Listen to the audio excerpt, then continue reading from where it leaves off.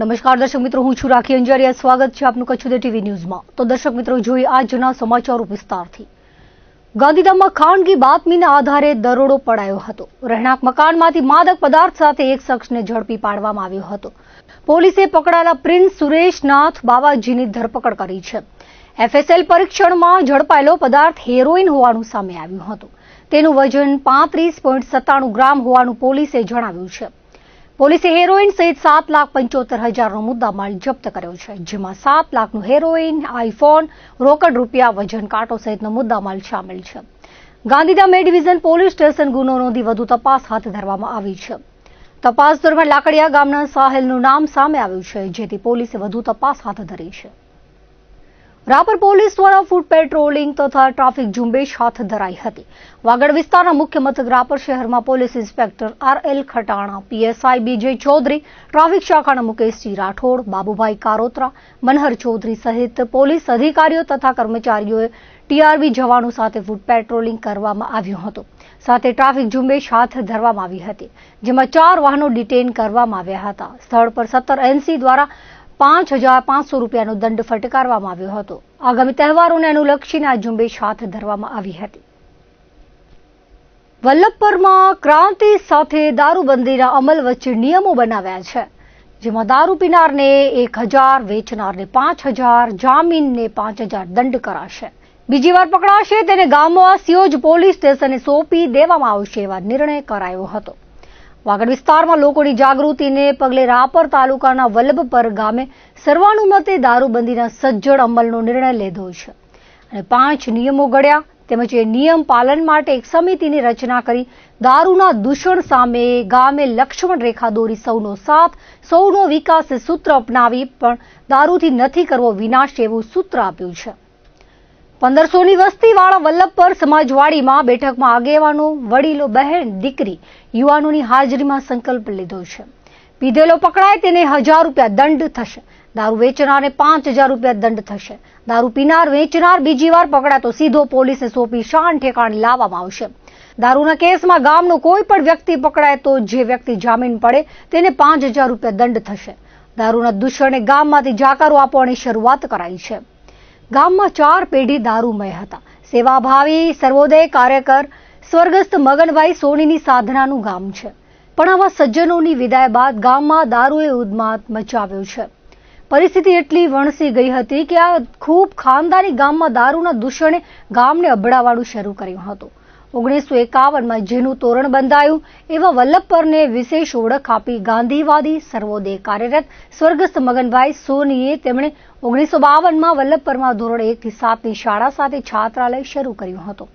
સહકારી ક્ષેત્રે વલ્લભપર મંડળીને પાંચાભાઈ પરસોડ જેવા મંત્રી ઊભી કરી તેઓ 1964 થી 87 સુધી મંત્રી રહ્યા હતા. દાદા, પિતા, પુત્ર બાદ પૌત્ર પર દારૂ ગાળતો, મંગાવતો, વેચતો અને બેફામ પીતો થઈ જતા ગામમાંથી સંસ્કારોને સ્થળાંતર કરવું પડ્યું. બહેન દીકરીઓની સલામતી, ગૌરવ જોખમમાં મુકાયા છે. ત્યારે જ કાર સરવાણથી નીકળેલી હંસ નિર્વાણના જય જયકાર સાથેની કોડી સમાધિ શિક્ષણ રથયાત્રા ગામમાં આવી અને પિતા સમક્ષ પુત્ર દિલ ખોલીને વાત કરે તેમ ગામના જાગૃત સરપંચ સામાભાઈ રાયજણ મકવાણા, ફૂટબોલ કોચ MA સુધી ભણેલા જીગરરાણસિંહ મકવાણા, ઈશ્વર વીરા પરસોડ, કિરણ પાંચાભાઈ પરસોડ સહિતનાએ સભામાં દારૂની દાદાગીરીનો મુદ્દો ઉઠાવ્યો હતો અને આખા ગામે આ દૈત્યને દેશવટો આપો એકી સાથે અવાજ ઉઠાવતા સામૂહિક ધોરણે દારૂબંધીની સજ્જડ અમલવારી અને ગામને જ રખેવાળીનો નિર્ણય લેવાયો છે. ફૂટપાથ લોકોની અવર જવર માટે ખુલ્લી રાખવા અંગે સુપ્રીમ કોર્ટે નિર્દેશ આપ્યો છે, જે બાદ ભુજ પાલિકા દ્વારા શહેરમાં દબાણો દૂર કરવાની કામગીરી કરવામાં આવી રહી છે. અગાઉ શહેરના વિવિધ વિસ્તારોમાં દબાણકર્તાઓને નોટિસ આપી હતી, જે બાદ છેલ્લા 2 દિવસથી પાલિકાની ટીમ દ્વારા સ્થળ પર જઈ કાર્યવાહી કરવામાં આવી રહી છે. હોસ્પિટલ રોડ વિસ્તારમાં ટીમ પહોંચી હતી. તે પહેલા નાસ્તાની ઘણી લારીઓ હટી ગઈ હતી. નગરપાલિકાએ રોડ પર અડચણરૂપ લગાવેલા લોખંડના 10 બોર્ડ, 2 રેકડી, 1 કાઉન્ટર સહિતનો મુદ્દામાલ જપ્ત કર્યો હતો. સોમવારે ઓલ્ફ્રેડ હાઈસ્કૂલ જિલ્લા પંચાયત રોડથી બસ સ્ટેશન સુધીના દબાણો હટાવાયા બાદ મંગળવારે સવારે બસ સ્ટેશનથી કાર્યવાહી શરૂ કરાઈ હતી. પોસ્ટ ઓફિસ સામેના વિસ્તારમાં નાસ્તાની લારીઓ અને રેકડીઓ દૂર કરવામાં આવી હતી. ત્યારબાદ ઇન્દ્રાબાઈ સ્કૂલ નજીક આવેલા ખીચડી ઘર પાસેની લારીઓ પણ ખસેડવામાં આવી હતી. પાલિકાની ટીમ જ્યુબિલી તરફ આગળ વધતા રસ્તા અને ફૂટપાથ પર અવરોધરૂપ બનેલા મોટા જાહેરાતના બોર્ડ દૂર કરવામાં આવ્યા હતા. આવા બોર્ડના કારણે વાહન પાર્કિંગ તેમજ રાહદારીઓને અવરજવરમાં મુશ્કેલી ઊભી થતી હોવાની ફરિયાદો હતી. ત્યારબાદ જ્યુબિલી સર્કલથી કેડીસીસી બેંક સહિતના વિસ્તારોમાં પણ માર્ગમાં અવરોધરૂપ સામગ્રી અને દબાણો દૂર કરવામાં આવ્યા હતા. પાલિકાની દબાણ હટાવ ટીમ વાહન સાથે શહેરના માર્ગો પર ફરતી જોવા મળતા લોકોમાં પણ કામગીરીને લઈને ચર્ચા જોવા મળી હતી. કોઈ અનિચ્છનીય બનાવ ન બને તે માટે પોલીસ પણ ટીમ સાથે બંદોબસ્તમાં જોડાઈ હતી. નગરપાલિકાની કાર્યવાહીથી ફૂટપાથ રાહદારીઓ માટે ખુલ્લા રાખવા અને મુખ્ય માર્ગો પર અવરજવર સરળ બનાવવાના પ્રયાસને વેગ મળ્યો છે. નખત્રાણા તાલુકા સ્વાગત કાર્યક્રમ મામલતદાર રાકેશભાઈ પટેલના પ્રમુખ સ્થાને યોજાયો હતો, જેમાં 12 પ્રશ્નો રજૂ થયા હતા. દામાઈ ગામના આયર ખેતાબાઈએ માલિકીની ખેતીમાં કેનાલ દ્વારા વરસાદી પાણીનું ધોવાણ, હેમાંગ નાકર દ્વારા નખત્રાણા પાંચાણી નગર નવાવાસ વિસ્તારમાં પીવાનું પાણી સમયસર ન મળતું હોવાનું, ટોડિયાના વાલકા મોટા પ્રાથમિક શાળા જર્જરિત છે તે તોડી પાડવા, નાના કાદિયા તળાવમાં ખાનગી કંપની દ્વારા ઉભા કરાયેલા અવરોધરૂપ વીજપોલ દૂર કરી તળાવ અને સંપત્તિને થયેલ નુકસાનની ભરપાઈ કરવા, રવાપર ગ્રામ પંચાયતમાં પીવાનું પાણી બાબત, માતાના મઢ ગઢડા એસટી વાયા સાળંગપુર ચલાવવા, કોટડા જડોદર સરકારી જમીનમાં ગેરકાયદેસર દબાણ હટાવી જમીન ખુલ્લી કરવા, કન્યા છાત્રાલયનો પ્રશ્ન હલ કરવા, ઉપરાંત નખત્રાણા પશ્ચિમ રેન્જ રક્ષિત જંગલમાં ગેરકાયદેસર રીતે અનામત ઝાડોનો કપાત વેચાણ બાબત, વિથોણ ગામે સીસી રોડની હલકી ગુણવત્તા સહિતના પ્રશ્નો ઉઠાવાયા હતા. તાલુકા સ્વાગતમાં અરજદારો સહિત ટીડીઓ હાર્દિક ગઢવી, સિરસ્તેદાર શિવજીભાઈ પાયર, નાયબ મામલતદાર નવીન પ્રજાપતિ, તલાટીઓ ઉપસ્થિત રહ્યા હતા. નખત્રાણા યુટીપીસી બેઠકમાં 2.5 કરોડના વિકાસ કામોને બહાલી અપાઈ હતી. નખત્રાણા તાલુકા પંચાયત કચેરી ખાતે તાલુકા કક્ષાએ નવી બનેલ યુનિફાઈડ તાલુકા પ્લાનિંગ કમિટીની બેઠક મળી હતી. તાલુકા પંચાયત પ્રમુખ ભારતીબેન નીતિનગીરી ગોસ્વામીના અધ્યક્ષસ્થાને બેઠક મળી હતી. અગાઉ આયોજન સમિતિ અને એક્ટિવિટી આયોજન સમિતિને સરકારે મર્જ કરી નવી બનાવાયેલી યુટીપીસી બેઠક પ્રથમ વખત મળી હતી, જેમાં તાલુકા વિકાસ અધિકારી હાર્દિકભાઈ ગઢવીએ આવકાર આપી બેઠકમાં લેવાતા કામોની વિગત રજૂ કરી હતી. બેઠકમાં અગાઉના પડતર 1.5 કરોડના વિકાસ કામો તથા હાલના 1 કરોડના કામો મળી કુલ 2.5 કરોડ જેટલા તાલુકા લેવલના વિકાસ કામોની બહાલી અપાઈ હતી, જેમાં શિક્ષણ, આરોગ્ય, પીવાના પાણી, માર્ગ, કૃષિ, સિંચાઈ અને ગ્રામ વિકાસ યોજનાઓનું સંકલિત આયોજન કરવા તાકીદ કરાઈ હતી. સ્થાનિક જરૂરિયાતના આધારે વિકાસ કાર્યની પ્રાથમિકતા આપવા જણાવવામાં આવ્યું હતું. બેઠકમાં એસઓ કેપી આહિર, સિરસ્તેદાર શિવજીભાઈ પાયણ, સચિન ધોળુ, જિલ્લા પંચાયત શિક્ષણ સમિતિના ચેરમેન દિનેશભાઈ રૂડાણી, વિરોધ પક્ષના નેતા રાજેશભાઈ આહિર, જિલ્લા પંચાયત ન્યાય ચેરમેન મંજુલાબેન મોહન ચાવડા, નેહાબેન અશ્વિનભાઈ રૂપારેલ, ચેરમેન જશોદાબેન બળિયા ઉપસ્થિત રહી ચર્ચામાં ભાગ લીધો હતો. જરૂરી વિકાસ કામો સૂચવ્યા હતા. કમિટીમાં પ્રાંત અધિકારી સહ અધ્યક્ષ રહ્યા હતા. તાલુકાના ધારાસભ્ય, તાલુકાના સંસદ સભ્ય સહિત 18 સભ્યોનો સમાવેશ કરવામાં આવ્યો હતો. શાળા, કોલેજ અને યુનિવર્સિટીઓમાં અભ્યાસ કરતા વિદ્યાર્થીઓની બાકી રહેલ શિષ્યવૃત્તિની રકમ તાત્કાલિક ચૂકવવા અને પેન્ડિંગ અરજીઓનો સમયબદ્ધ નિકાલ કરવા માંગ કરવામાં આવી હતી. અખિલ ભારતીય વિદ્યાર્થી પરિષદ ગુજરાત પ્રદેશ દ્વારા ભુજમાં જિલ્લા કલેક્ટર અને અંજાર ખાતે ડેપ્યુટી કલેક્ટરને આવેદનપત્ર પાઠવવામાં આવ્યું છે. આવેદનપત્રમાં જણાવ્યા અનુસાર એસસી, એસટી, એસસીબીસી, ઈડબ્લ્યુએસ તથા અન્ય પાત્ર ધરાવતા વિદ્યાર્થીઓ દ્વારા પ્રી મેટ્રિક, પોસ્ટ મેટ્રિક તેમજ સમાન કલ્યાણ વિભાગની વિવિધ યોજનાઓ હેઠળ નિયમિત ઓનલાઈન અરજીઓ કરવામાં આવી છે. આમ છતાં ઘણા સમયથી આ શિષ્યવૃત્તિની રકમ વિદ્યાર્થીઓના બેંક ખાતામાં જમા થઈ નથી.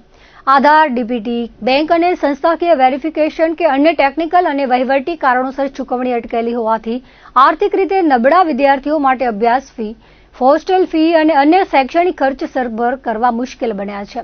વિદ્યાર્થીઓને શૈક્ષણિક હિત અને આર્થિક પરિસ્થિતિને ધ્યાનમાં રાખીને ગુજરાત સરકાર દ્વારા સમગ્ર રાજ્યમાં વિશેષ કાર્યવાહી કરે તેવી માંગ કરી હતી અને બાકી નીકળતી સ્કોલરશીપની રકમ સત્વરે ચૂકવવામાં આવે અને પેન્ડિંગ અરજીઓનો ઝડપથી ઉકેલ લાવવામાં આવે તેવી માંગ કરવામાં આવી છે.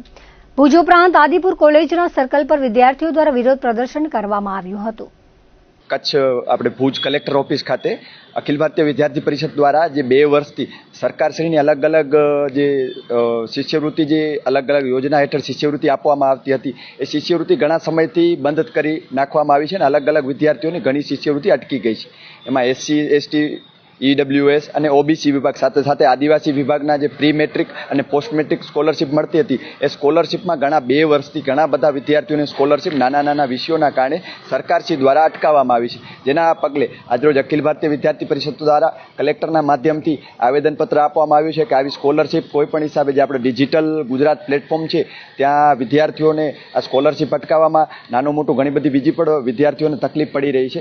જેમ કે એમનો જે સ્ટેટસ છે પેન્ડિંગ, વેરિફિકેશન, ઇન્સ્ટિટ્યુશન વેરિફિકેશન એવા વારંવાર અલગ એ ચોટલાઓના કારણે વિદ્યાર્થીઓની સ્કોલરશિપ અટકી જાય છે અને આવાના કારણે વિદ્યાર્થી હર હંમેશ સરકારી કચેરીઓના ધક્કા જ ખાતો હોય છે. તો અત્રેથી અખિલ ભારતીય વિદ્યાર્થી પરિષદથી માંગ કરવામાં આવી છે કે આ 2 વર્ષમાં જેટલા પણ વિદ્યાર્થીઓની સ્કોલરશિપ બાકી છે એની ફટાફટ ધોરણે સ્કોલરશિપ રિલીઝ કરવામાં આવે.